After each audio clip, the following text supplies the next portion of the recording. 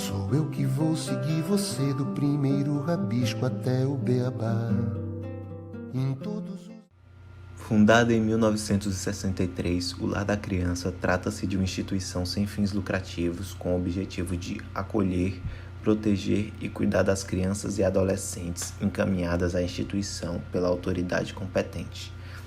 O Lar da Criança promove saúde, desenvolvimento e bem-estar aos acolhidos, além de acompanhar a integração com as famílias substitutas ou suas respectivas famílias. Outro sim, iremos introduzir aos atributos da personalidade acerca desses indivíduos pertencentes a essa instituição. Os direitos deles são garantidos? Quais as principais dificuldades enfrentadas por essas pessoas? Elas possuem noções das obrigações e direitos previstos pela nossa Constituição e Código Civil? Será que eles são considerados absolutamente incapazes ou relativamente incapazes? Serei de você, confidente e fiel. Como funciona a chegada na instituição? Já que recebemos crianças e adolescentes na faixa etária de 0 a 17 anos, eles chegam diretamente do Conselho Tutelar e o Conselho liga pra gente para saber se temos vagas e se tiver, eles são encaminhados para o orfanato. Como funciona a contagem de vagas? Aqui em específico, no Lar da Criança, nós aceitamos 20 crianças. Hoje tem 17. Na teoria, tem 3 vagas livres, mas na prática não funciona assim, porque as crianças com transtorno de saúde contam por 2, e hoje temos 3 crianças com hiperatividade. Você sabe quantas crianças já passaram por aqui? Não, tiveram muitas, porque na teoria a casa de acolhimento só é 1 ano, e temos crianças aqui que já passaram, que já estão há mais de 3 anos na casa. E por que é estipulado esse tempo? Porque a ideia é inseri-los de volta na família, que é uma reinserção extensiva. Só que alguns não têm família, outros têm, mas não querem voltar para a família. Então a gente fica com eles até eles acharem que é o momento. E caso não consiga fazer essa reinserção extensiva? Se não der certo, depois de muito tempo, elas ficam disponíveis para adoção. Na casa tem 2 irmãs que têm 3 anos que a gente tenta fazer essa reinserção e elas não aceitam. E agora a gente vai inserir elas para adoção. Só que não é qualquer pessoa que pode chegar e adotar, porque tem famílias que estão há 20 anos na fila de espera. E como é feito o processo de adoção? O que sabemos até hoje, o interessado entra com o processo e quando uma criança com o perfil dele é encontrado, é notificado.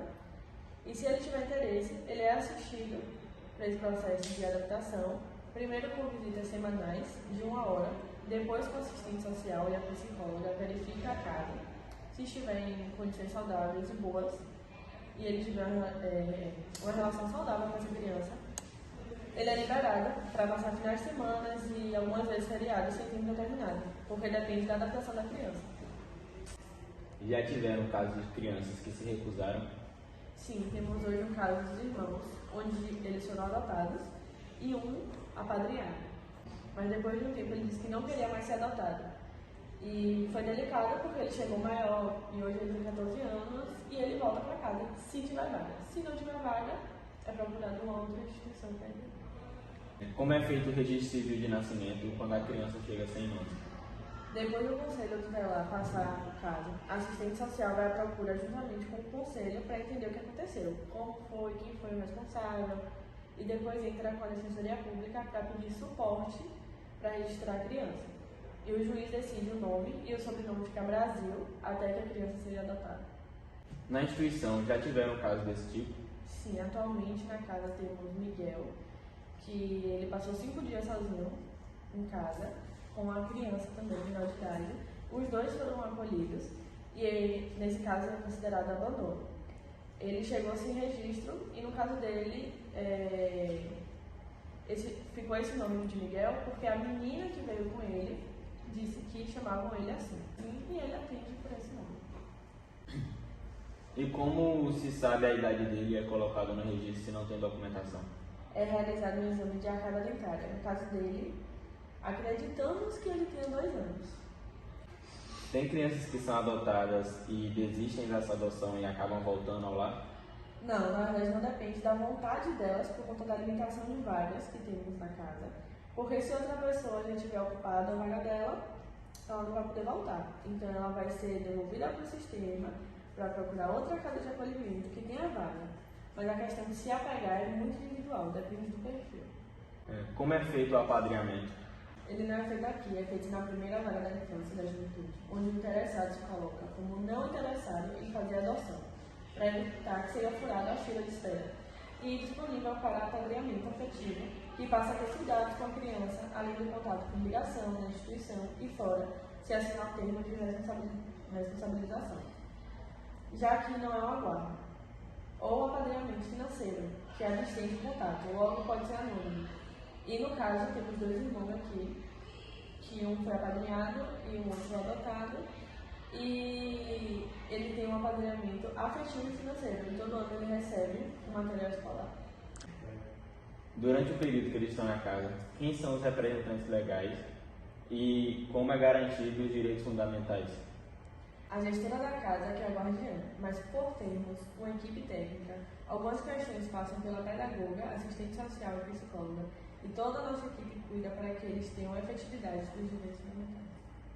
Então vocês têm psicóloga disponível para essas crianças? Atualmente temos psicóloga social, que é diferente porque o acompanhamento não é individual. Ela assiste todas as crianças e, se identificar algo que precisa de mais atenção, dá o diagnóstico para que seja realizado acompanhamento psicológico clínico semanal.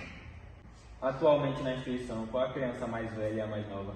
A mais nova tem 1 ano e 9 meses, o mais velho tem 17 anos e temos um menino de 18, que já deveria ter saído da casa, mas estamos em processo de adaptação.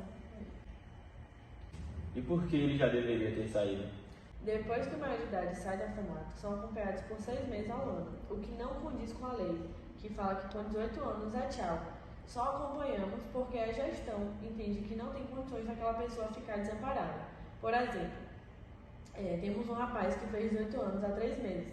Teoricamente, para a lei, teríamos que mandá-lo embora. Mas por conta nossa, estamos dando mais um tempo, porque ele já tem uma casa alugada, pelo auxílio moradia. Aí já levantamos doações para ele começar a se manter, além de que ele estuda, está trabalhando no Jovem Aprendiz e tem auxílio emergencial. Então estamos só esperando ele se estabilizar e conseguir doação de algumas coisas que faltam para ele ir para a casa dele. Como funciona para aqueles que trabalham de menor aprendiz e já que eles trabalham, esse dinheiro fica com eles? Para aqueles que têm o trabalho, eles vão sozinhos de ônibus, claro, aqueles que são aptos, e existem algumas exceções que nós disponibilizamos o transporte, que é um motorista particular. E como é o dia a dia das crianças no lar? Durante a semana tem rotina de estudo, os menores vão com transporte particular contratado pela instituição e os maiores, como é próximo, já vão sozinhos. Além das atividades extracurriculares, como balé, judô. No fim de semana não tem programação específica, mas é ofertado o lazer na instituição. E os que estão autorizados podem sair para lazeres externos. E como funciona essa autorização para lazeres externos? É basicamente baseado na confiança do lar com a criança, ver se ele está apto a isso e se ele estiver, ele é liberado. E o rapaz que é maior de idade, ele tem autorização para sair quando quiser? Não, independente da idade, enquanto estiver acolhido, tem regulamentações, porque ele ainda não responde pelos seus atos. Por exemplo, um menino de 13 anos que gosta de ir na praça, que temos aqui na casa, ele pede e por conta da relação de confiança do lar com ele, a gente autoriza. Mas claro, até isso ser conquistado, ele é assistido, os amigos dele já passaram aqui para conhecer, para sabermos com quem ele está e aonde ele vai estar. E a questão dos estudos e do desenvolvimento intelectual? Assim que eles chegam, já inserimos em colégios, pois todos têm que estar estudando, obrigatoriamente. Daí a pedagoga acompanha os estudos como um reforço e os que precisam de mais atenção, como aula particular, é suprido pela própria pedagoga. Se abrirá num feroz carrossel e você vai rasgar meu papel. Vamos citar algumas curiosidades que achamos importantes no decorrer do bate-papo com o lar. Se eles podem ter acesso ao celular. Eles podem ter acesso, mas é feita uma avaliação e eles veem se a criança está apta a ter o celular, já que ela vai ter acesso a inúmeras informações. Então eles avaliam e acompanham o uso do celular pela criança. Quanto à divisão nos quartos, levando em consideração que cada quarto comporta 2 crianças, eles escolhem dividir por sexo, por parentesco e idade. Em questão no caso de crianças transexuais, já teve uma criança que passou por lá que se identificou como transexual, mas a gente não teve muitas informações dela, porque quando a entrevistada entrou na instituição, ela já tinha saído, porém continuou o acompanhamento, então o que ela sabe da criança foi pelo acompanhamento futuro. Quanto a relacionamento, é proibido, até porque eles não podem ter uma namorada fora da instituição, em que eles podem ficar visitando, porque não é fácil a saída e eles não podem liberar essa saída, e não podem namorar com outras pessoas dentro da instituição por conta do convívio, já que eles são tratados ali como irmãos praticamente.